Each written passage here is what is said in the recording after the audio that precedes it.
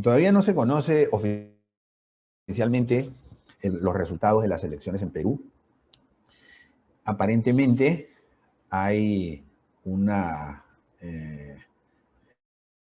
digamos, un triunfo a través de los votos que hasta el momento se han contabilizado a favor del profesor Pedro Castillo, en porcentajes que van 50.12% a 49.88% más o menos. Entonces, la diferencia son aproximadamente 44.000 votos. Y vamos a hacer el análisis de este caso. Primero, lo más importante, con una perspectiva histórica. Eso es lo más importante. Segundo, con una perspectiva de coyuntura, o sea, qué es lo que ha pasado en los últimos meses y en los últimos años en Perú. Y tercero, con un enfoque prospectivo, qué es lo que puede pasar bajo los diferentes escenarios. Tenemos la posibilidad que gane el profesor Pedro Castillo oficialmente. Eso todavía está en veremos porque hay que resolver actas impugnadas. Pero también existe la posibilidad que gane Keiko Fujimori. Así que analizaremos esos tres enfoques. Primero el histórico, el segundo de coyuntura y tercero el de la prospección. Bueno, vamos a comenzar hablando un poquito de la historia más o menos reciente en Perú. En Perú ha habido movimientos de izquierda importantes. Hemos tenido movimientos en la década de los 80s y antes de los 80s, en los 70s, en los 80s, los movimientos de izquierda eran muy fuertes. Recuerden que en ese momento el bloque de la Unión Soviética, conjuntamente con Cuba, con China, el bloque socialista mundial, que tenía también algunos países europeos, era muy fuerte, ¿no? Y se disputaba la hegemonía con Estados Unidos, que estaba en el otro lado geopolítico. Entonces, sin embargo, los movimientos de izquierda en Perú normalmente no han tenido mucho éxito. La izquierda normalmente no ha alcanzado grandes puntajes en los resultados electorales. El movimiento de Hugo Blanco en la década de los 70, de los 80, o Hugo Blanco, Ledesma, o sea, había izquierda, Rolando Breña, ¿no? O sea, en Perú hubo políticos de izquierda que hicieron un buen trabajo, pero digamos, el colectivo social nunca le dio el apoyo tan abrumador como para que ellos pudieran ganar una elección. Entonces, lo que hemos tenido en Perú, en la historia democrática reciente, es básicamente gobiernos de derecha y de repente centro derecha. Bueno, entonces, con una perspectiva histórica, o sea, hay un momento en que cambia la realidad peruana. Y ese momento es cuando el general Velasco Alvarado, en el año 1968, da un golpe de Estado y saca al presidente de ese entonces, Fernando Belaúnde Terry, lo saca del poder, instaura una dictadura militar y hace un conjunto de reformas que son tremendamente importantes para los años venideros en Perú. Dentro de esas reformas tenemos importantísima la reforma agraria, por ejemplo, ¿no? Entonces hace expropiaciones a los privados, a los dueños de haciendas, y les da la propiedad a los trabajadores, a los agricultores, a los campesinos, y esa es la famosa reforma agraria.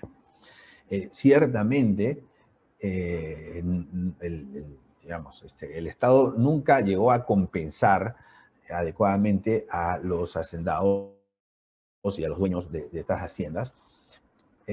Y la reforma fue en realidad un desastre porque los campesinos eran los dueños, pero no tenían el grado de preparación o no tenían la posibilidad de sacar esas actividades hacia un mejor desarrollo, ¿no? Bueno, entonces, pero Velasco Alvarado en ese entonces, estamos hablando finales de los 60, ¿no? Hace un conjunto de reformas, ¿no? O sea, estatiza todo lo que puede estatizar, los medios de comunicación pasan a poder del Estado, como muchas dictaduras, y las empresas importantes, las empresas mineras, pasan a ser propiedad del Estado, las empresas de energía pasan a ser propiedad del Estado. Entonces, prácticamente se convierte en un Estado que controla toda la economía, ¿no? Y la propiedad privada se reduce a la mínima expresión. Entonces, posteriormente, en el año 75, si la memoria no me falla, hay otro golpe de Estado en donde digamos, otro gobierno militar, liderado por Francisco Morales Bermúdez, toma el poder y ahí se produce una resistencia social a través de huelgas, paralizaciones, reclamaciones, que llevan a una asamblea constituyente en el año 1979. Entonces, ahí nace, digamos, la nueva etapa democrática de Perú, y eso es tremendamente importante porque con una nueva constitución en el año 1980 regresa Fernando Belaúnde Terry a la presidencia de Perú, o sea, el presidente que había sido derrocado, pero regresa a una economía que es totalmente estatal. Entonces, Fernando Belaúnde Terry es un gobierno muy democrático, muy respetuoso de todos los agentes económicos y de las instituciones y de la recién instaurada Constitución. Devuelve los medios de comunicación a sus propietarios, pero comete un error, ¿no? Digamos, si es que lo podemos llamar de esa manera. No privatiza las empresas que estaban en poder del Estado. O sea, estamos hablando del año 1980, un año indudablemente en que había una fuerte hegemonía mundial por parte de los países socialistas y entonces todavía se estaba en discusión cuál de los dos modelos, si el capitalista o socialista, es el que le convenía a los países y sobre todo a América Latina. Pero no logra hacer ese cambio. Luego, en el año 1985, llega al poder Alan García Pérez con un, digamos, fuerte respaldo, pero con muy poca experiencia y con muchos errores y algunos gruesos cometidos durante su mandato, ¿no? Y entonces, terminamos la década de los 80 con un país en crisis. El terrorismo en Perú creció muchísimo en ese entonces. Y esto es importante para esta etapa, porque Alan García no solamente no hace lo que Fernando Belaúnde Terry no hizo, que es, digamos, instaurar una economía de mercado como lo establece o lo establecía la Constitución de aquel entonces, sino que además quiere estatizar la banca. Y ahí hay un movimiento rebelde que es liderado en ese entonces por Mario Vargas Llosa. Mario Vargas Llosa, como hombre intelectual, llegó a conocer muy bien las realidades, a compararlas, una persona sumamente inteligente, informada, y él tenía muy claro que lo que le convenía al país era un modelo de economía de mercado. Entonces Vargas Llosa, dentro de sus propuestas, porque se estaban lanzando como presidente para las elecciones del año 90, propone privatizar todas las empresas que 20 años atrás habían sido estatizadas.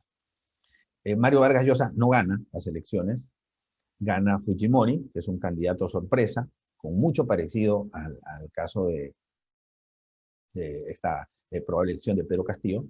Y en ese entonces, Fujimori, aparentemente perdido, aparentemente sin un plan de gobierno, gana las elecciones, y Fujimori copia el modelo de Mario Vargas Llosa, o sea, las propuestas de Mario Vargas Llosa, y Fujimori hace esas reformas, es decir, rompe los monopolios, ¿no? reduce el aparato estatal y promueve una economía de mercado.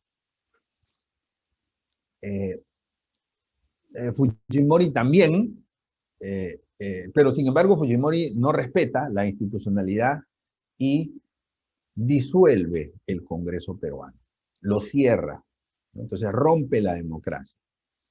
Pero en la parte económica, privatizó casi todas las empresas estatales y eso fue muy importante porque el peruano se dio cuenta que las fuerzas, se dio cuenta, o sea, percibió en carne propia cómo funcionan las fuerzas del mercado. Antes de esas reformas, para que uno pueda tener un teléfono, tenía que esperar un año, tenía que esperar 2 años, ¿no? Para poder tener un teléfono fijo en la casa. Cuando se privatizan las empresas de telecomunicaciones, entonces el periodo de espera era 1 semana, 2 semanas, 3 semanas, ¿no? Bueno, hoy en día creo que son 24 horas, ¿no? Entonces, eh, eh, Fujimori liquida a muchos empleados públicos o las empresas, los nuevos actores privados, los dueños de empresas liquidan a los empleados públicos y los empleados públicos con ese dinero empiezan a emprender sin saber que estaban emprendiendo. Entonces, como teníamos un problema de transporte público, muchos de ellos compraron eh, unas pequeñas vans que nosotros en Perú le llamamos combi, ¿no? Que son como pequeños microbuses, y estos microbuses hacían rutas informales, y ahí es donde los peruanos logran percibir en carne propia y vivir en carne propia lo que es un emprendimiento, lo que es un sistema capitalista, lo que es una economía de mercado, y ahí aparece un periodo negro para la izquierda, ¿no? Porque todas esas ideas de Juan Velasco Alvarado de hace muchos años y todas las ideas que promovían los candidatos de izquierda dejan de ser importantes. Fujimori además derrota al terrorismo, encarcela a los principales líderes del terrorismo y eh, en la parte económica los peruanos logramos ver la luz, si lo queremos decir de esa manera.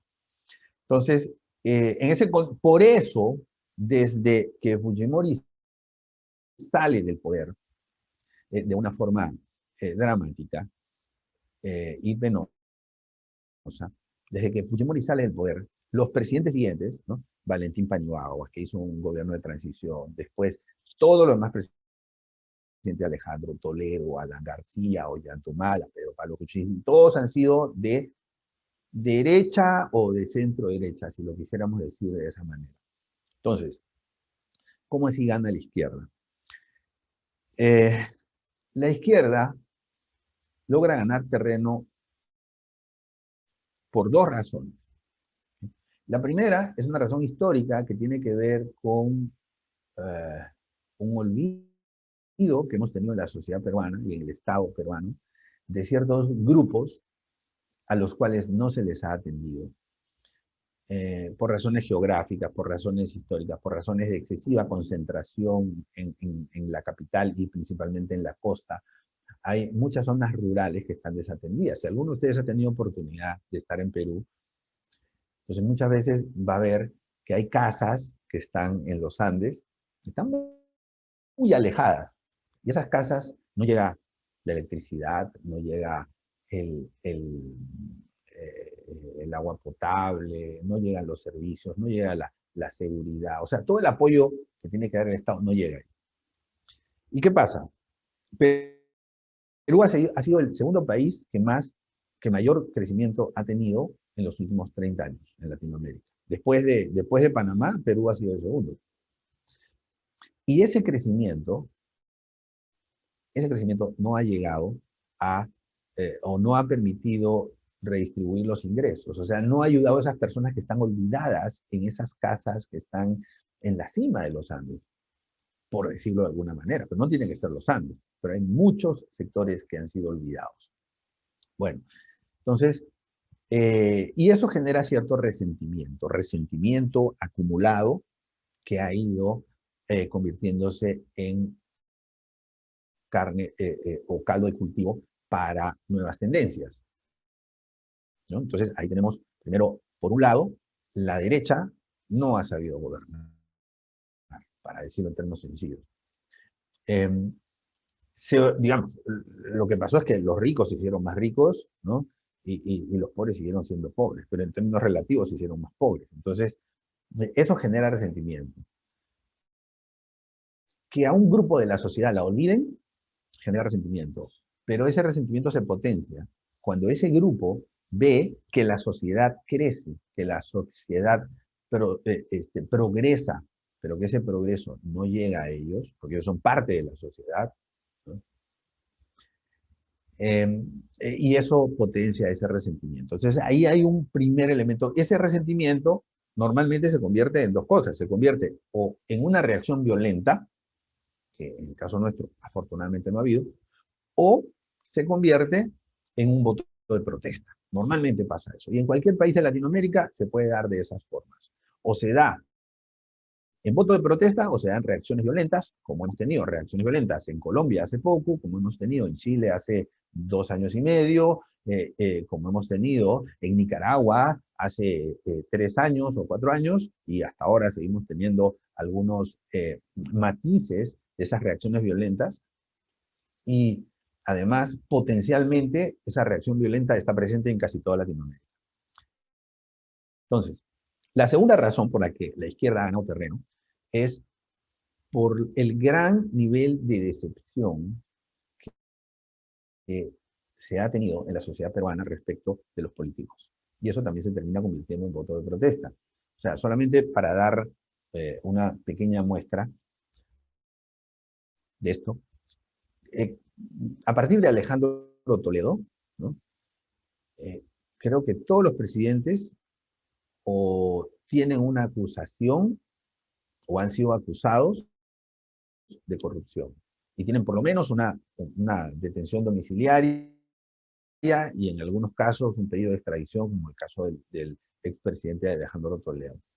Entonces, eso te da una muestra. O sea, pero Pablo Kuczynski tuvo que renunciar por la presión que había en las acusaciones de corrupción. Entonces, todo eso, o sea, la corrupción decepciona a la sociedad, ¿no? Y eso también genera un caldo de cultivo para que pueda llegar una fuerza con una tendencia diferente. Eso puede pasar en cualquier país. O sea, y sobre todo yo vivo en Panamá, aquí en Panamá la corrupción está creciendo muchísimo y eso puede desencadenar en la emisión de alguna propuesta populista. No tiene que ser de izquierda, ¿no? Y puede implicar que el país termine eligiendo a una persona simplemente como una modalidad de voto de protesta. ¿Okay? No tiene que ser el mejor, no tiene que ser el salvador, simplemente es un voto de escape al sistema actual, que es un sistema corrupto, que es un sistema decepcionante, que es un sistema frustrante. Y la tercera razón por la cual podemos explicar el triunfo de Castillo, y esto es sumamente importante, y probablemente debería haber comenzado por ahí, en orden de importancia debería ser la número 1, pero yo quise comenzar por la historia de Perú y contar algunos acontecimientos recientes que me parecen importantes. Es que desde hace algunos años una organización, que yo considero una organización oscura, decidió tomar el poder. Los tiempos han cambiado y hoy en día las guerrillas y los subversivos ya no quieren tomar los gobiernos por las armas, o sea, porque se han dado cuenta que lo pueden tomar a través de la misma democracia. Hay experiencias en países como Venezuela y Bolivia, donde ha habido situaciones muy parecidas a las que nosotros estamos viendo en Perú. Entonces, yo les dije que la izquierda no tenía mucha presencia en Perú, históricamente, no ha tenido mucha presencia. Los partidos comunistas, o sea, nunca fueron partidos políticos que disputaron una presidencia, ¿no? El caso de Ollantumala fue un caso especial, pero normalmente la izquierda no ha tenido hegemonía. Entonces, a una izquierda común y corriente se le hace difícil ganar una elección, y a una izquierda radical mucho más difícil. Claro, que ha habido este contexto que acabamos de explicar, por supuesto que sí, pero fíjense, ayer jugó Perú con Brasil. Perdimos 4-0 en el fútbol. ¿Ok? Es muy difícil ganarle a Brasil. Ahora, si una selección, no voy a decir Perú, pero si una selección X quisiera ganarle a Brasil en fútbol, y dice, vamos a ganarle a Brasil por las buenas o las malas. Primero tiene el escenario difícil, que es ganarle por las buenas, y segundo, tiene el escenario fraudulento. ¿Cómo le pueden ganar a Brasil por las malas? Primero, cometiendo faltas, ¿no? Es decir, pateando a los rivales, jugando sucio. ¿Okay? Esa es una forma de ganar. Pero también, eso solo no basta, porque el árbitro va a empezar a expulsar a los que cometen faltas. También, si este hipotético equipo quisiera ganarle a Brasil por las malas, haciéndole trampa, tendría que jugar sucio y además comprarse al árbitro. Esas dos cosas. Y eso es un poco lo que ha terminado pasando en el caso de las elecciones en Perú. O sea, digamos que los casos de irregularidades que podrían estar reflejando fraude, que se ha denominado fraude en mesa, y que yo considero que va mucho más allá del fraude en mesa, pues fíjense, se nota que han sido preparados y se conoce que ha habido situaciones parecidas en Venezuela y en Bolivia, ¿no?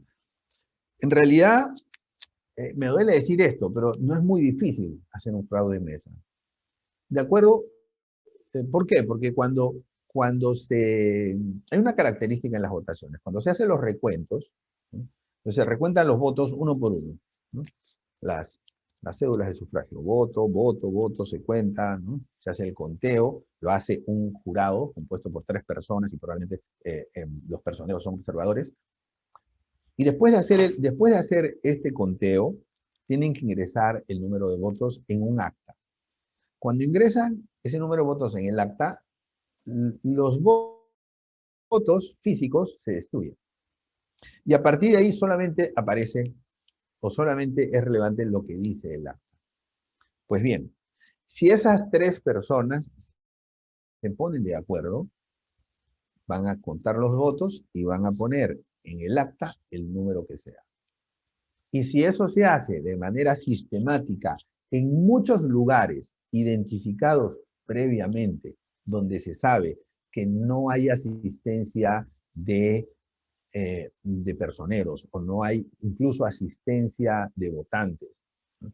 Entonces el fraude es mucho más potencial, porque se pueden registrar personas que no han votado. Lo que manda es el acta. Y al final lo que terminan mandando son las decisiones de esas 3 personas. Hay una característica en Perú, y es que si los miembros de mesa no llegan a tiempo, las personas que están presentes, es decir, los que llegan primero, son los miembros de mesa, para que la mesa pueda iniciar temprano. Entonces, cuando uno lo piensa bien, no es muy difícil organizar un acto sistemático de fraude cuando a todas estas personas se les prepara y se les da los instructivos de que tienen que llegar temprano, que tienen que llegar a ser miembros de mesa y después tienen que decidir y poner los votos que sea. Y también hay otros, bueno, y hay tremendas irregularidades, ¿no? O sea, otras irregularidades, miembros de mesa que son menores de edad, o sea, eso es un absurdo. Firmas que no coinciden, personas fallecidas que han votado, ¿no? Luego, también actas que en el físico dicen una cosa y en el cómputo, el cual es transparente porque uno puede ingresar, dice otra cosa, ¿no? Aquí puede decir 50-40 y allá puede decir 90-0. Entonces, la suma de todas esas cosas, la suma de muchos mini fraudes pueden hacer un gran fraude. Entonces, todavía no hay un resultado oficial, ¿no? Pero con todas estas irregularidades, o sea, claramente había una intención de tomar el poder. Y eso es sumamente importante advertirlo a otros países. ¿Por qué? Porque esto se organiza no desde Perú, se organiza desde fuera de Perú. ¿Okay? Entonces, hay unas fuerzas muy, muy poderosas y muy oscuras que se propusieron tomar el poder. Parece que lo van a lograr, ojalá no lo logren, pero va mucho más allá de las fuerzas internas. Por supuesto que ha ayudado y ha colaborado mucho esa coyuntura y esas dos razones que les he comentado. Por un lado, el resentimiento social, producto de la inequidad socioeconómica, y segundo, también el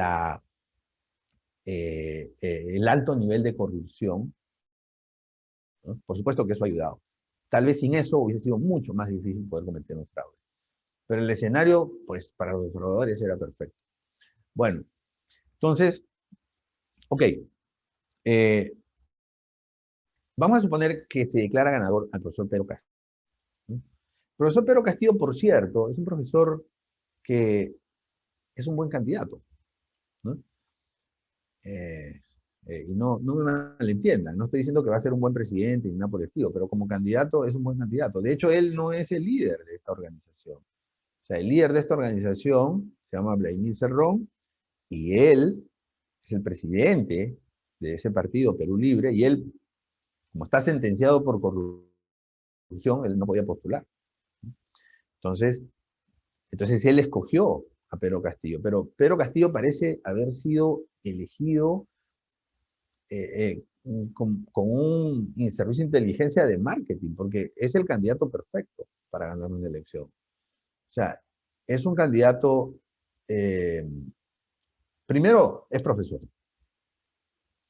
y eso no es un tema menor. O sea, ser profesor, si nosotros hacemos un listado de las profesiones más nobles que hay y las que están mejor percibidas, ahí están los profesores, los doctores probablemente, ¿no? O sea, hay un conjunto de profesiones que están bien vistas, ¿no? Pues del otro lado, ¿no? Hay otras profesiones, ya ustedes saben cuáles son, hay otras profesiones que están mal vistas y que en la sociedad en general no les tiene mucha confianza, ¿no? O sea, estamos hablando eso en términos generales. Entonces, pero un profesor en general está bien visto. Bueno, número uno. Número dos, no habla muy bien, no es un buen orador, y eso es buenísimo, porque eso hace de que un gran sector de la población se sienta representado por él, ¿no? Y que no lo vea como un mentiroso, vendedor de serpientes, no, o sea, una persona auténtica. Si no tiene la mejor oratoria, pues así somos la mayoría en Perú, ¿eh? Que no tenemos buena oratoria, ¿no? Es de un color mestizo, ¿no? Eso hace de que se parezca más al peruano promedio, ¿no? Racialmente, su fisonomía, su físico se parece más a un peruano promedio, ¿okay? No es, digamos, blanco de ojos verdes que está más parecido a un europeo, por ejemplo. Entonces, eso conecta mucho. Desde el punto de vista del marketing político, o sea, conecta muchísimo con la audiencia, con la sociedad, finalmente con los que son los votantes, ¿no? Bueno, entonces vamos a suponer que gana Pedro Castillo. Eso todavía está en veremos, no se sabe cuándo se va a definir. Yo estimo que mínimo en una semana y máximo en un mes o un mes y medio, tal vez. Bueno, entonces, eh, las propuestas de Pedro Castillo son tremendamente extremas, ¿no? O sea, Pedro Castillo propone el modelo venezolano. O sea, le llaman sectores estratégicos en poder del Estado, ¿no? Es el modelo venezolano. O sea, pero usan una palabra clave que es el sector estratégico. Y eso significa expropiación. ¿Okay? Y eso, ¿cuál va a ser el principal efecto? ¿No? Control de precios, o sea, todo lo que nosotros hemos visto en Venezuela, eso es lo que establece el plan de gobierno de Pedro Castillo. Entonces, sería una lástima porque a Perú le ha costado muchísimo, ha costado muchos años lograr una buena situación económica, porque la tiene un nivel de deuda relativamente bajo, tiene un nivel de inflación bajo control, las cuentas fiscales están relativamente equilibradas, ¿no? Se han desfasado un poco, obviamente, por la pandemia, como en todos los países del mundo, pero están relativamente equilibradas, ¿no? Eh, bueno, sería una lástima, pero si eso pasa, se va a terminar afectando la confianza. Y hay algo muy importante, que a mí no me lo enseñaron en la universidad, pero que yo lo aprendí, y yo creo que la primera clase de economía debería ser esa, debería ser, mira, todas las fuerzas económicas se mueven por confianza. Es decir, si yo soy un panadero, que hago panes, pues hago los panes porque confío en que va a haber gente que me va a comprar. Y el que me compra el pan, confía en que es un pan que le va a gustar. Cuando esa confianza se rompe, las fuerzas económicas dejan de funcionar. No hay ley de oferta y demanda, no, no. O sea, simplemente no hay confianza, no hay una relación económica. Y cuando eso es generalizado en una sociedad, se cae la confianza, la economía se cae, porque no hay inversión, no hay reinversión, hay fuga de capitales y todo eso se traduce en desempleo, el desempleo se traduce en pobreza y así sucesivamente. Toda la cadena que nosotros conocemos, ¿no? Eh, Consecuencias, bueno, pues habría de darse ese escenario, habría una gran migración, un gran flujo migratorio de peruanos al exterior, ¿no? Habría un éxodo de peruanos. O sea, yo creo que eso es lo que puede venir. Como lo que ocurrió en Venezuela. O sea, no, eso no es un invento mío. Lo que viene es un gran éxodo de peruanos si es que gana Pedro Castillo y si es que él sigue el modelo venezolano, que aparentemente es lo que sucedería y que es el escenario más probable. Muy bien. Entonces,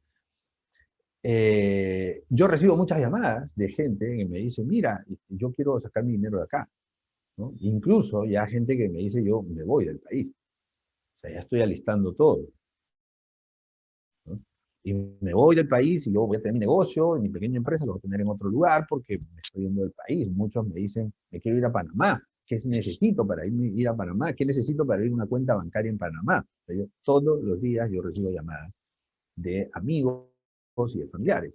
Entonces, eso es lo que podría venir, ¿no? O sea, por supuesto que hay una oportunidad interesante para la banca, porque la banca podría recibir fondos de peruanos al 0%, en dólares, ¿no? Al 0%.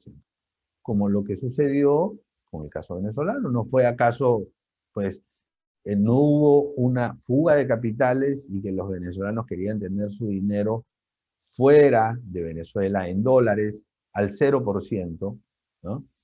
Bien. Entonces, bueno, pues les quería comentar que esas son más o menos las perspectivas que yo veo, no son muy buenas. En caso de que gane Fujimori, yo pues considero que si se revierten los votos y gana Fujimori, Fujimori van a pasar dos cosas. Primero, va a querer continuar con el modelo, ¿no?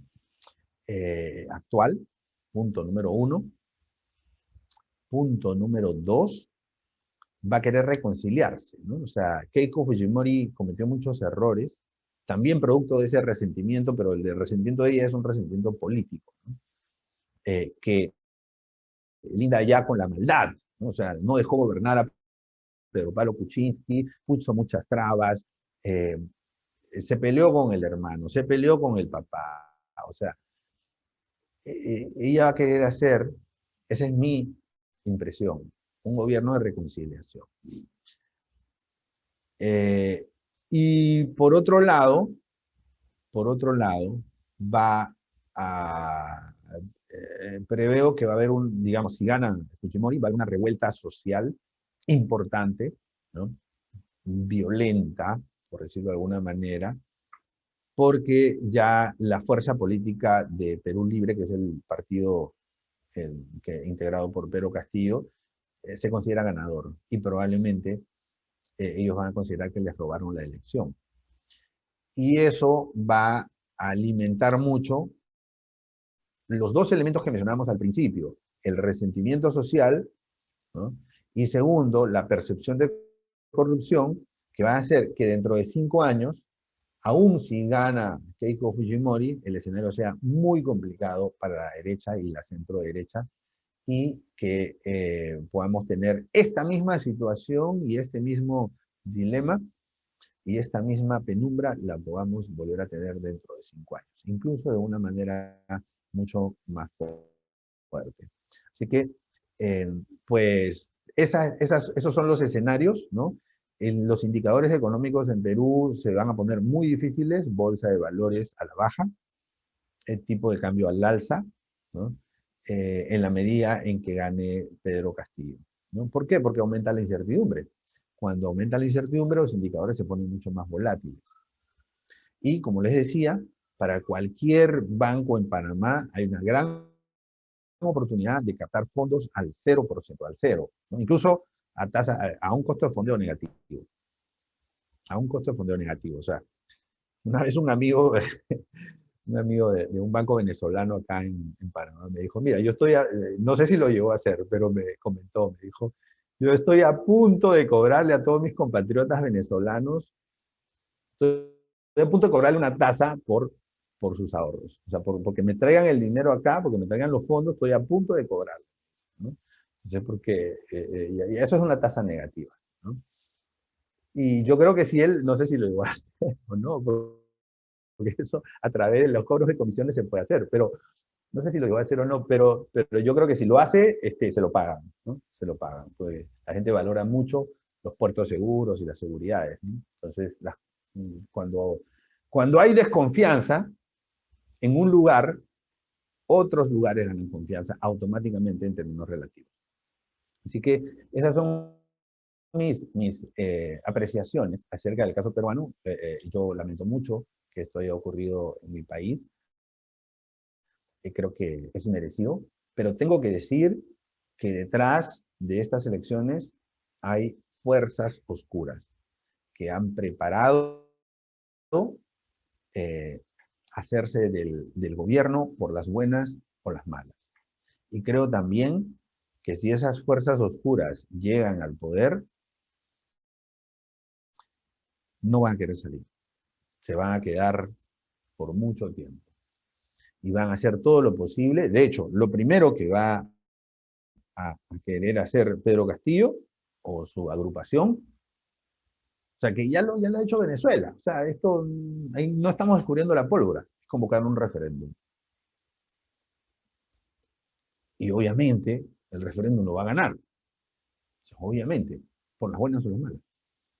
Y después de ganar el referéndum, en ese referéndum, al tener mayoría en una asamblea constituyente, va a poner las reglas de juego que le van a permitir hacer lo que sea.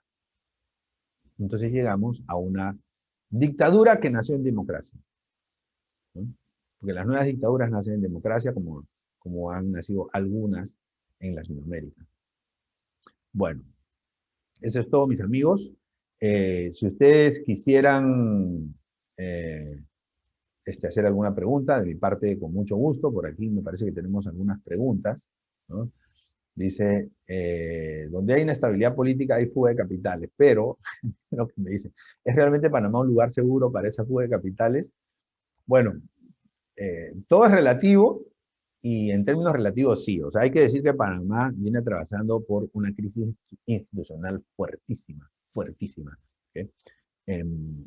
Pero pero en términos relativos, Panamá todavía sigue siendo puerto seguro. No en términos relativos frente al Panamá de años anteriores, sino frente a otros países de Latinoamérica, porque usa el dólar como moneda, que es una moneda dura, que por cierto se va a depreciar, eso lo vamos a ver en otro bancaforo, o sea, el dólar va para abajo y la inflación se va a poner fuerte en Panamá. Eso lo vamos a conversar en otro tema cuando analicemos la economía panameña. ¿Okay? Otra pregunta, ¿qué pasó en Perú que Panamá debe evitar que pase? Pues las dos cosas. Primero, evitar el resentimiento social. Yo el otro día puse en Twitter, ¿no?, donde yo me quejaba de que había amanecido sin agua, porque no sé si se acuerdan que hace algunas semanas aquí amanecimos sin agua, y en el Twitter yo decía algo así como, somos el país más rico de Latinoamérica, porque tenemos el PIB per cápita más alto, somos el país más rico de Latinoamérica, pero amanecemos sin agua. O sea, era una, digamos, era un sarcasmo, ¿no? Y alguien me respondió y me bajó de mi nube, porque me dijo, eh, qué lástima que que en Ciudad de Panamá hoy no haya agua, pero lo mío es peor, me dijo. Yo vivo en Arraiján y yo no tengo agua nunca. Entonces, yo, imagínense, yo me estaba quejando y la persona que me respondió al Twitter me decía que nunca tiene agua. O sea, hay gente aquí en Panamá Oeste, que no tiene agua, ¿no? Eh, entonces, sin embargo, venimos a la ciudad y tenemos edificios impresionantes, ¿no? O sea, que son para tomar una fotografía, que son para portada de revista. O sea, entonces en Panamá estamos cometiendo el mismo error que en Perú. O sea, el progreso hay que llevarlo a los sectores y a las personas que más lo necesitan. El segundo error que cometimos en Perú, y que ojalá, y que Panamá lo está cometiendo también, es que el país se dejó llevar por la corriente de la corrupción. Porque hay corrupción en Perú. Hubo corrupción, hay corrupción, y seguramente seguirá habiendo corrupción, ¿no? Entonces, la corrupción es como un cáncer, y en Panamá está pasando lo mismo. O sea, cada vez hay más corrupción. O sea, es más, hasta hace un tiempo se sabía que había corrupción, pero hoy hay corrupción y descaro, las dos cosas. Y eso es terrible, porque eso decepciona a la sociedad. Y eso hace de que la sociedad pierda esperanza. Y al final, eso puede terminar beneficiando a cualquier demagogo que venga con políticas populistas, eh, y el país lo puede tener lamentable. Creo que Panamá necesita una nueva constituyente. Una nueva constituyente no garantiza que los problemas se van a terminar, porque siempre va a existir el riesgo. Ustedes saben que la gestión de riesgos es mi especialidad. Entonces, el riesgo va a existir siempre. Hace poco veía un Twitter de alguien que decía, pero ¿qué me garantiza que una nueva constitución no va a eliminar la corrupción? Entonces, nada te garantiza nada. El riesgo siempre va a existir, pero uno tiene que evaluar los riesgos. Y no hacer nada es tomar una decisión sobre los riesgos, es hacer gestión de riesgos, no hacer nada. Entonces, obviamente, probabilidad de impacto, uno dice, lo mejor que podemos hacer es una nueva constitución porque el riesgo es menor.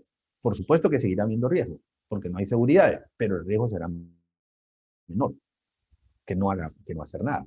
Bueno, entonces, esas son, y estos conceptos no solamente son de Perú y de Panamá, sino que son ampliables a cualquier otro país, ¿no? Otra pregunta, ¿no se puede dar el caso de Lula, en donde se esperaba un gobierno bien a la izquierda y al final resultó un gobierno socialdemócrata? Sí, ojalá. Fue el caso también de Ollanta Humala, ¿no?, que se moderó.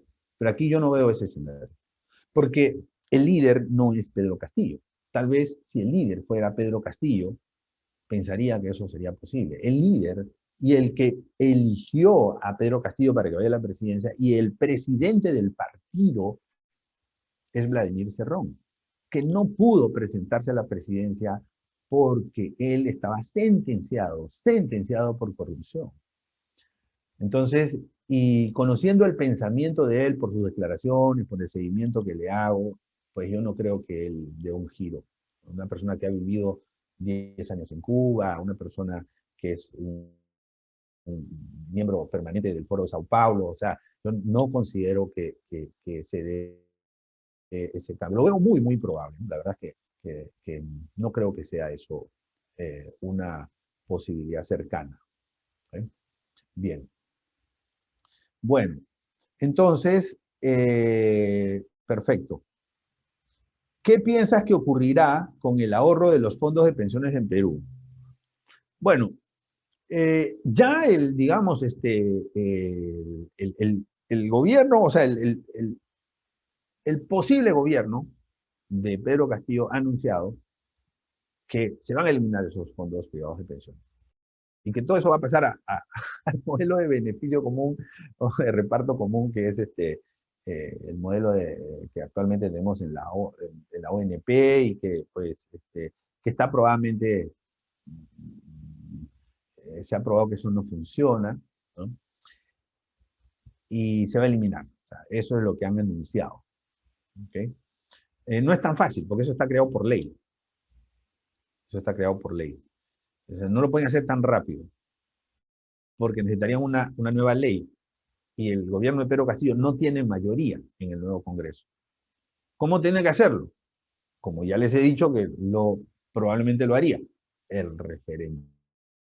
Convoca el referéndum, un sí o no, gana por las buenas o las malas, y con la nueva Asamblea Constituyente hace lo que sea. Y ahí sí tiene, pues obviamente, una Asamblea Constituyente tiene un poder superior al de una Asamblea convencional, ¿no? Una Constitución siempre va a tener un rango legal, jerárquico superior a una ley. Entonces, pero eso no se puede hacer tan rápido. ¿Okay? Entonces hay una corriente en Perú que está promoviendo que si gana Pedro Castillo, entonces lo que termine pasando es que los fondos privados de pensiones o sea, a través de una ley, ¿no? Se les devuelva como libre disponibilidad a los afiliados, antes de que pase todo esto. Entonces, esa es una posibilidad, ¿no? En cuyo caso, para mí sería fantástico que me traiga mis fondos a Panamá. ¿Okay?